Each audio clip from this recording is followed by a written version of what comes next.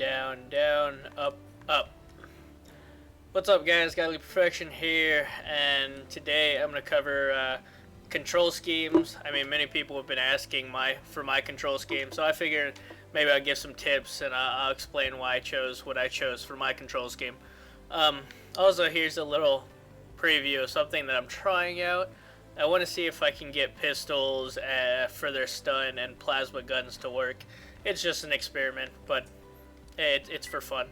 By the way, for these videos, I never actually rehearse or anything, so I do this kind of on the fly.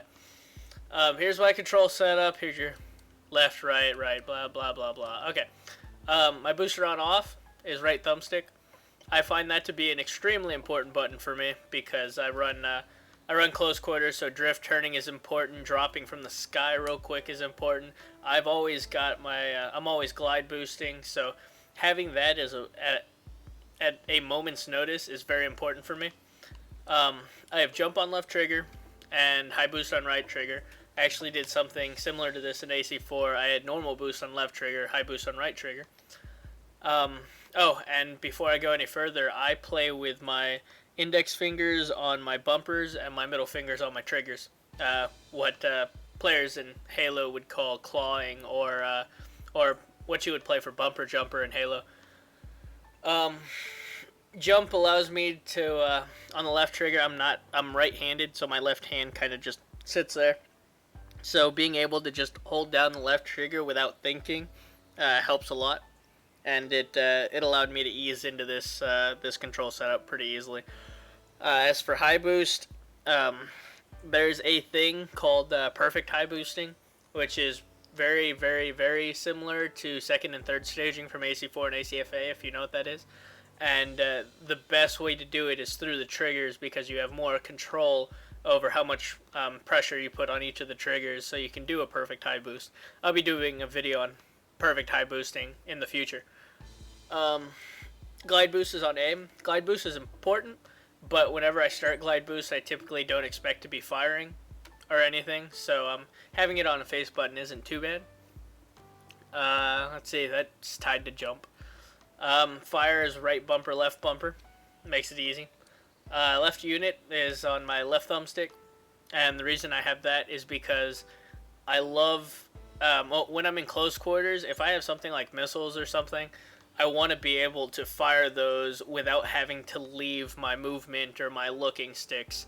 So having missiles on the left thumbstick helps a lot when I'm trying to stay aggressive and not worry about taking my fingers off, and I can keep moving, keep track of my opponent. Boost charge is tied to it. Here's recon unit. It's up on the D-pad. This allows me to slide from my left thumbstick. I just slide my thumb down and I tap up on the D-pad real quick to throw out a recon unit. The only disadvantage to that is that'll typically mean that I'm circle strafing right most of the time, so that way I can easily tap the up on the D-pad. And when if I'm going left, if I do have to tap up on the D-pad, I have to slightly go right in order to hit it. So you'll find me strafing right all the time. It's a combat pattern, and people who can read me and people watching this will learn to take advantage of that if they're smart. But I mean, that's my fault. It's not. It's just personal preference. I'll deal with the consequences. Scan mode is on B. A lot of people would have it on right or left thumbstick, and I would definitely agree with that. I'd actually prefer right thumbstick over left thumbstick. I tried it.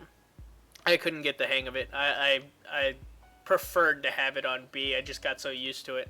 And it's not too bad. It's not too far away. I can quickly tap it. And you guys seen my videos. I'm in and out of scan mode quick enough, and I still have full control over my AC, so it's not that bad. Switch weapon is X. It comes X and Y come from Halo for me. Typically you reload with X and you switch weapons with Y. So I got so used to having X as my reload button for AC4, ACFA, X and A. So X is my change weapon button. Y is my purge button. Left is buzzer, down, I haven't changed those. But yeah, that's pretty much all. Um, the biggest thing I can give for a tip is do your best not to use default. Go change your controls. If you know how, if you think you can pull it off, do claw your controller. Having more access to more buttons at one time without having to move your thumbs from your thumbsticks is a lifesaver, especially if you're playing more high-speed combat and you have to be doing more things quickly. Um, but yeah, definitely change up your control scheme. If part of Armored Core is that customization, customizing your controls is part of that customization. Everybody has their own style. I prefer my shoulder units on my left thumbstick. That's because if I'm using missiles, I want to have that quick access to it. But other people who don't even touch shoulder units, they could easily throw that on Y and not worry about it. I use booster on off all the time because I'm drift turning and stuff. But if you don't use those techniques, then go ahead and switch it to a face button and put scan mode on right thumbstick instead. I mean, the biggest thing about Armored Core is that customization and customizing your controls to your style and easing the access of all your the more important controls to you is extremely important. So avoid using default. And if you're using default, then you're using high boost on X, and that's a terrible idea. You can't look or track somebody when you while high boosting. It's not possible. You have to take your thumb off to hit X. So definitely, at the very least, move your high boost somewhere easier, and that you can use while you're tracking people. There we go. I found the words. That's all I can really say. I mean, there's not much I can say about controls because it's really down to preference and style. But hopefully that helps you guys out, and you take the time to go find a new control scheme. Do it early while the game is fresh and new. Don't get used to something after a month or two of gameplay and then be like, oh, I'm using a bad setup. I should try something else. And before I go, I want you guys to see this. You can shut off Scanomoto, or wait, I played the Japanese version too much.